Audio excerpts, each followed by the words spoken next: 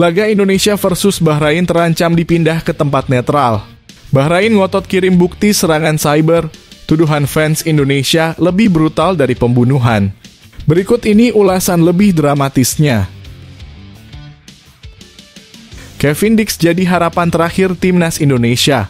Sintayong desak sang bintang debut segera untuk menyelamatkan Garuda dari kehancuran di kualifikasi Piala Dunia 2026. Mads Hilgers dihantam cedera di tengah penampilan memukau. Sintayong ungkap kekecewaan dan harapan di tengah persiapan laga kontra Jepang dan Arab Saudi. Timnas Indonesia dalam dilema. Ivar Jenner dipastikan absen, Justin Hubner masih tanda tanya, bisakah Garuda bertahan dari gempuran Samurai Biru di GBK? Hajime Moriyasu peringatkan Jepang tak akan anggap remeh timnas Indonesia di SUGBK meski sempat tergelincir di kualifikasi Piala Dunia. Rahasia dibalik keterlibatan Jay Itzes dalam pertarungan epik timnas Indonesia melawan Jepang di kualifikasi Piala Dunia 2026. Sintayong berapi-api. Bantah keras tuduhan memiliki anak emas di timnas Indonesia. Ini alasannya. Sebelum masuk pembahasan, mohon subscribe channel ini agar tidak ketinggalan berita timnas Indonesia. Laga Indonesia versus Bahrain terancam dipindah ke tempat netral. Bahrain ngotot kirim bukti serangan cyber, tuduhan fans Indonesia lebih brutal dari pembunuhan. Berikut ini ulasan lebih dramatisnya. Federasi Sepak Bola Bahrain menggebrak dunia sepak bola internasional dengan langkah yang bisa mengguncang FIFA dan AFC. Sekretaris Jenderal BFA, Rashid Al-Zoubi, dengan tegas menyatakan bahwa mereka akan mengirimkan semua bukti serangan yang diterima usai pertandingan panas antara Bahrain dan Timnas Indonesia, yang berpotensi membuat laga ulang mereka di kualifikasi Piala Dunia 2026 pada 25 Maret 2025 dipindahkan ke tempat netral. Dalam pernyataannya yang dramatis, Al-Zoubi tak tanggung-tanggung menyebut serangan dari supporter Indonesia sebagai ancaman yang setara dengan pembunuhan. Akun media sosial dan situs resmi mereka diserang habis-habisan dengan makian, hinaan, hingga ancaman kematian yang menghujani mereka tanpa ampun. FA Bahrain sedang mengirim surat resmi ke FIFA dan AFC untuk mengklarifikasi semua yang terjadi.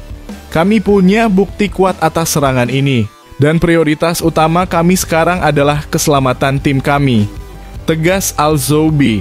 Seakan memperlihatkan keseriusan Bahrain dalam mempertaruhkan segalanya untuk mengubah venue pertandingan ini. Tak hanya itu, BFA juga menyoroti aksi brutal netizen Indonesia yang memuntahkan amarah mereka akibat kontroversi di lapangan saat Bahrain melawan Indonesia pada 10 Oktober 2024. Para pemain Bahrain dituduh melakukan aksi diving yang memancing amarah supporter dan wasit Ahmed Al-Kaf dianggap membantu Bahrain dengan keputusan-keputusan kontroversialnya. Yang paling menghebohkan adalah saat wasit memperpanjang injury time melebihi waktu yang dijanjikan, membuat Indonesia kecolongan gol pada menit 90+9 setelah unggul 2-1. Tentu saja ini membuat Indonesia panas. PSSI pun segera mengajukan surat balasan ke FIFA dan AFC, menjamin keselamatan dan kenyamanan penuh bagi tim Bahrain jika laga tetap digelar di Indonesia. Kini semua mata tertuju pada keputusan FIFA dan AFC. Akankah mereka berpihak pada Bahrain atau tetap menghormati Indonesia sebagai tuan rumah? Kini dunia sepak bola menanti dengan tegang keputusan FIFA dan AFC mengenai laga krusial ini, sementara Bahrain dan Indonesia bersiap menghadapi hasil yang akan menentukan.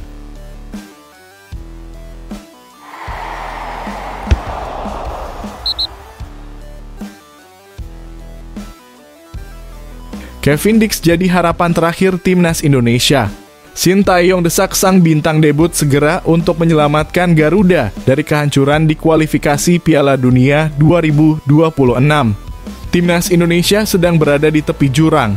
Kekalahan menyakitkan dari Cina menambah daftar tantangan besar yang harus dihadapi skuad Garuda dalam perjuangan menuju Piala Dunia 2026. Kini Shin Tae-yong hanya bisa berharap pada satu nama yang mungkin bisa menjadi penyelamat, yaitu Kevin Dix. Pemain FC Copenhagen ini sedang dalam proses naturalisasi dan seluruh bangsa Indonesia menahan napas menunggu debutnya yang diyakini akan membawa angin segar bagi tim PSSI. Dengan segala daya dan upaya, kini berpacu dengan waktu untuk memastikan Kevin Dix bisa segera tersedia untuk memperkuat Indonesia menghadapi dua lawan raksasa, Jepang dan Arab Saudi, pada November nanti. Waktu semakin menipis dan tekanan semakin tinggi. Shin Tae-yong sendiri tak mampu menutupi kegelisahannya saat ditanya tentang kehadiran Kevin di skuad Garuda. Pelatih asal Korea Selatan itu berharap PSSI bisa segera menyelesaikan semua proses administrasi sehingga Kevin bisa turun ke lapangan dan membantu Garuda bangkit dari keterpurukan. Shin secara terbuka mengakui bahwa dia tak bisa memprediksi apakah Kevin akan siap pada waktunya atau tidak, karena semua keputusan kini berada di tangan PSSI. Namun, harapannya tidak pernah surut. Kevin Dix sangat penting untuk tim ini. Saya berharap semua urusan administrasi selesai tepat waktu agar dia bisa bermain bulan November nanti, ucap Shin penuh harap seolah masa depan Garuda sepenuhnya berada di tangan Kevin. Kehadiran Kevin Dix benar-benar dianggap sebagai kunci terakhir bagi Indonesia agar bisa tampil dengan kekuatan penuh dalam laga hidup mati melawan Jepang dan Arab Saudi. Tanpa Kevin, Shin mengakui bahwa perjuangan Indonesia akan semakin berat. Jujur saja, saya tidak paham bagaimana proses ini berlangsung, tapi saya sangat berharap Kevin bisa segera bergabung, lanjutnya dengan nada penuh kecemasan. Di sisi lain, Kevin Dix sendiri merasa terpanggil untuk segera membantu timnas Indonesia. Ia tahu betul bahwa Garuda sedang berada dalam situasi sulit setelah kekalahan dari Cina, tetapi semangat dan optimisme tetap membara di dalam dirinya. Baginya, peluang untuk lolos ke Piala Dunia masih ada, meskipun jalannya kini lebih terjal dari sebelumnya. Mimpi untuk tampil di Piala Dunia mungkin semakin jauh, tapi itu bukan berarti kita tidak bisa mewujudkannya. Saya ingin segera berkontribusi dan membantu tim ini meraih impian besar itu, tegas Kevin penuh keyakinan. Kevin sadar betul bahwa harapan bangsa kini ada di pundaknya dan dia siap memberikan yang terbaik untuk skuad Garuda. Dengan tekad yang membara, dia ingin segera bergabung dengan tim dan mengubah nasib Indonesia di kualifikasi ini. Kini semuanya bergantung pada seberapa cepat proses naturalisasinya selesai dan apakah ia bisa tampil dalam laga paling menentukan bagi masa depan sepak bola Indonesia ini.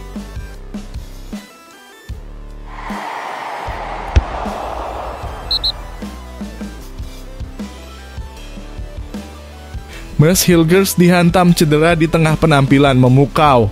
Shin Tae-yong ungkap kekecewaan dan harapan di tengah persiapan laga kontra Jepang dan Arab Saudi. Pelatih timnas Indonesia Shin Tae-yong akhirnya angkat bicara tentang penampilan debutan anyar Mes Hilgers bersama skuad Garuda dalam laga krusial melawan Bahrain dan Cina. Hilgers, pemain yang baru saja resmi menjadi warga negara Indonesia pada 30 September, langsung mendapat sorotan sejak debutnya pada pertandingan ketiga Grup C kualifikasi Piala Dunia 2026 zona Asia menghadapi Bahrain. Debut Mes Hilgers memang penuh drama. Banyak pihak yang memberi komentar berbeda tentang penampilannya. Di satu sisi, ada yang menilai pemain FC Twente berusia 23 tahun ini masih belum menunjukkan performa terbaiknya. Namun di sisi lain, pujian datang karena kemampuannya beradaptasi dengan cepat bersama rekan-rekan di timnas Indonesia. Meski Indonesia hanya bermain imbang, publik sepak bola tanah air memberikan apresiasi besar kepada Mes, melihatnya sebagai salah satu bintang masa depan skuad Garuda. Namun, pertandingan melawan Cina pada 15 Oktober menjadi titik balik bagi Hilgers. Ia hanya bermain di babak pertama dan netizen pun langsung mempertanyakan keputusan Shin Tae-yong yang menariknya keluar. Apa yang sebenarnya terjadi? Ternyata Hilgers mengalami cedera kaki yang membuat Shin tidak punya pilihan selain menggantinya. Cedera itu menjadi pukulan besar bagi timnas Indonesia yang tengah berjuang keras dalam kualifikasi. Shin Tae-yong mengakui bahwa Mes menunjukkan performa yang baik dalam laga debut melawan Bahrain maupun saat melawan Cina. Penampilannya bagus, tetapi sayang sekali dia cedera, ujar Shin kepada media. Keputusan untuk menarik Hilgers dan memasukkan Tom Haye di babak kedua terbukti tepat karena Haye akhirnya mencetak gol untuk Indonesia meskipun hasil akhirnya belum memuaskan. Kini setelah 2 pertandingan sulit melawan Bahrain dan Cina, timnas Indonesia kembali bersiap menghadapi tantangan besar di bulan November melawan raksasa Asia, Jepang dan Arab Saudi. Mas Hilgers diharapkan segera pulih dari cederanya agar bisa kembali berjuang bersama skuad Garuda dalam upaya mereka mengejar posisi 4 besar di grup C kualifikasi Piala Dunia 2026.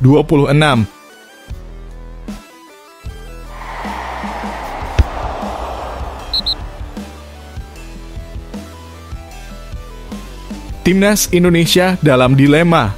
Ivar Jenner dipastikan absen, Justin Hubner masih tanda tanya, bisakah Garuda bertahan dari gempuran Samurai Biru di GBK? Kabar buruk datang bagi timnas Indonesia menjelang laga krusial melawan Jepang di Stadion Utama Gelora Bung Karno pada November mendatang. Ivar Jenner, gelandang andalan Garuda, memastikan dirinya absen akibat akumulasi kartu kuning. Keputusan ini mengejutkan para pendukung Indonesia yang sebelumnya berharap kehadiran pemain Jong FC Utrecht tersebut dapat memperkuat lini tengah saat menghadapi Samurai Biru. Ivar mendapatkan kartu kuning pertamanya ketika Indonesia meraih kemenangan tipis 1-0 atas Vietnam pada Maret 2024. Dan kartu kuning kedua menyusul dalam laga sengit melawan Cina pada 15 Oktober lalu, setelah melakukan pelanggaran terhadap pemain tim Dragons. Melalui akun Instagram pribadinya, Ivar meminta maaf kepada para supporter Indonesia dan mengungkapkan kekecewaannya karena tidak bisa tampil dalam laga yang sangat dinantikan ini. Tidak hanya kehilangan Ivar, Indonesia juga menghadapi ketidakpastian terkait Justin Hubner, bek muda berbakat yang masih dalam proses pemulihan dari cedera. Menurut pelatih Shin Tae-yong, meskipun ada harapan Hubner bisa kembali bugar pada November, kondisinya belum sepenuhnya pulih untuk bisa langsung tampil. Hal ini menambah tantangan bagi Shin dalam mempersiapkan tim menghadapi 2 laga berat melawan Jepang dan Arab Saudi. Meskipun demikian, Shin Tae-yong tetap optimis dan bertekad untuk menyusun persiapan yang sempurna demi menghadapi kedua lawan yang jelas-jelas berada di atas Indonesia dalam peringkat FIFA dan prestasi. Bagaimanapun, skuad Garuda harus menemukan cara untuk meraih poin dalam laga-laga penting ini agar tetap memiliki peluang di kualifikasi Piala Dunia 2026.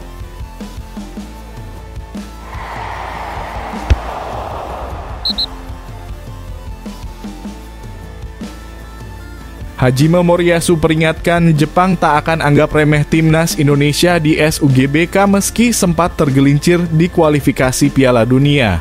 Setelah merasakan pahitnya hasil imbang 1-1 melawan Australia, pelatih Hajime Moriyasu menegaskan bahwa Jepang tidak akan meremehkan timnas Indonesia saat bertandang ke Stadion Utama Gelora Bung Karno pada November mendatang.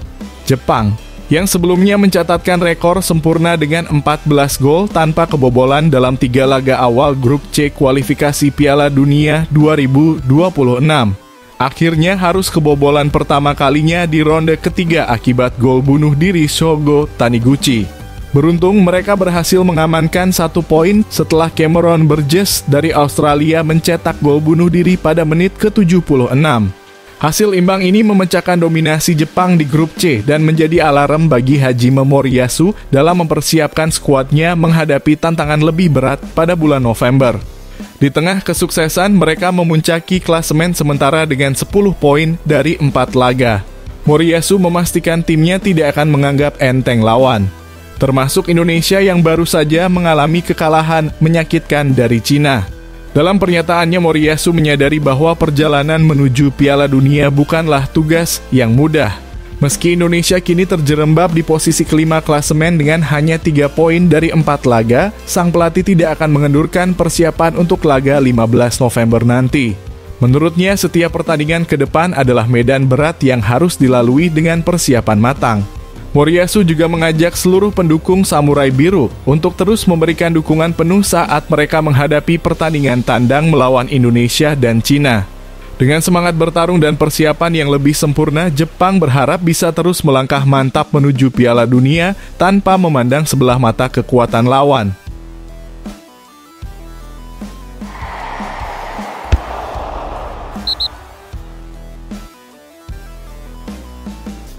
Rahasia dibalik keterlibatan Jay Itzes dalam pertarungan epik timnas Indonesia melawan Jepang di kualifikasi Piala Dunia 2026. Pada tanggal 15 November 2024, ketika timnas Indonesia bersiap menghadapi tantangan monumental melawan Jepang di matchday kelima grup C kualifikasi Piala Dunia 2026, kabar menggembirakan datang dari Jay Itzes. Sempat beredar spekulasi bahwa bek tangguh dari Venezia FC ini akan absen karena 2 kartu kuning yang diperolehnya. Namun ternyata situasi itu jauh lebih rumit dan mengundang decak kagum. Jay Itzes sebelumnya mendapatkan 1 kartu kuning saat timnas Indonesia meraih kemenangan gemilang 3-0 atas Vietnam di matchday keempat grup F. Kartu kuning kedua diterimanya saat melawan Cina saat tim Garuda harus menelan pil pahit dengan skor 1-2. Namun berkat regulasi yang berlaku, status kartu kuning Itzes berubah menjadi hal yang menguntungkan. Ketika Indonesia berhasil lolos ke babak ketiga kualifikasi, kartu kuning yang didapat saat melawan Vietnam dinyatakan diputihkan. Munculnya pertanyaan besar mengapa Justin Hubner harus menjalani sanksi akumulasi kartu saat menghadapi Arab Saudi, padahal kartu kuningnya diterima di babak kedua. Jawabannya terletak pada fakta bahwa akumulasi kartu kuning di akhir babak kedua tetap berlaku dan menyebabkan sanksi di pertandingan berikutnya. Berbeda dengan Itzes, yang kini hanya memiliki 1 kartu kuning, Justin harus menerima hukuman akibat 2 kartu kuning yang didapat di laga sebelumnya. Situasi ini mengingatkan kita pada Rafael Struijk di Piala Asia U23 edisi 2024. Di mana ia terpaksa absen akibat akumulasi kartu meski ada regulasi pemutihan kartu yang sama. Namun, tidak semua pemain beruntung. Mereka yang hanya mengantongi 1 kartu kuning, termasuk Rizky Ridho, Jam Kelis Royer, Komang Teguh, Justin Hubner, Ivar Jenner, dan Hernando Ari, mendapatkan angin segar dari kebijakan ini.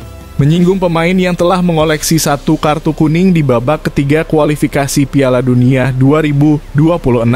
Selain Jay Itzes, terdapat nama-nama seperti Ragnar Oratmangoen, Marcelino Ferdinand, Maarten Paes, Calvin Verdonk, dan Muhammad Ferrari.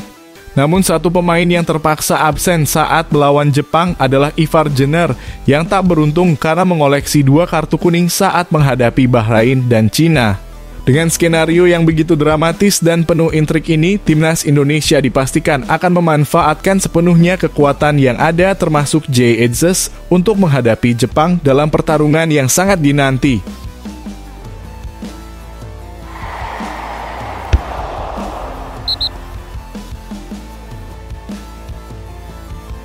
Shin Tae-yong berapi-api, bantah keras tuduhan memiliki anak emas di timnas Indonesia. Ini alasannya. Pelatih timnas Indonesia Shin Tae-yong dengan suara yang penuh keyakinan menolak keras anggapan bahwa dirinya memiliki pemain favorit di skuad Garuda. Dengan semangat yang tak tergoyahkan, ia menegaskan bahwa tidak ada tempat bagi diskriminasi dalam pilihannya. Semua pemain memiliki kesempatan yang sama untuk membela negara. Belakangan ini Shin menjadi sasaran kritik tajam karena dianggap terus-menerus memanggil pemain-pemain tertentu ke dalam skuad meskipun mereka minim mendapatkan waktu bermain di klub. Ketidakpuasan ini semakin memuncak ketika ia memutuskan untuk tidak menyertakan Eliano Reijnders, yang dikenal memiliki pengalaman tinggi bersama PEC Zwolle dalam skuad saat Indonesia mengalami kekalahan dramatis dari timnas Cina pada 15 Oktober 2024. Keputusan-keputusan Shin yang berani ini pun memunculkan berbagai tanda tanya dari kalangan supporter. Banyak yang beranggapan bahwa pelatih asal Korea Selatan ini terkesan menganakemaskan pemain tertentu, menciptakan ketidakadilan di dalam tim. Namun, Shin dengan tegas membantah semua tuduhan tersebut. Dalam sebuah sesi tanya jawab di akun X @Timnas Indonesia, ia menegaskan, "Saya selalu memberi motivasi kepada siapapun pemain untuk berkorban demi negara. Semua pemain harus siap untuk berjuang dan mengorbankan segalanya." Dalam kesempatan lain, pelatih berusia 54 tahun ini menjelaskan bahwa pemilihan pemain untuk skuad utama bukanlah keputusan sewenang-wenang, melainkan berdasarkan performa dan kondisi fisik pemain. "Saya selalu mempertimbangkan siapa lawan yang akan dihadapi dan kondisi pemain kami. Itulah 2 faktor utama yang menentukan siapa yang tampil di lapangan," ungkapnya. Jadi, pemain yang diturunkan adalah yang terbaik berdasarkan pertimbangan yang matang, tambahnya. Dengan pernyataan ini, Shin berharap bisa meredakan segala tudingan yang mengarah kepadanya. Dia menyadari betul bahwa sebagai pelatih, dia adalah yang paling mengetahui kondisi terkini anak asuhnya serta strategi yang paling dibutuhkan untuk meraih kemenangan.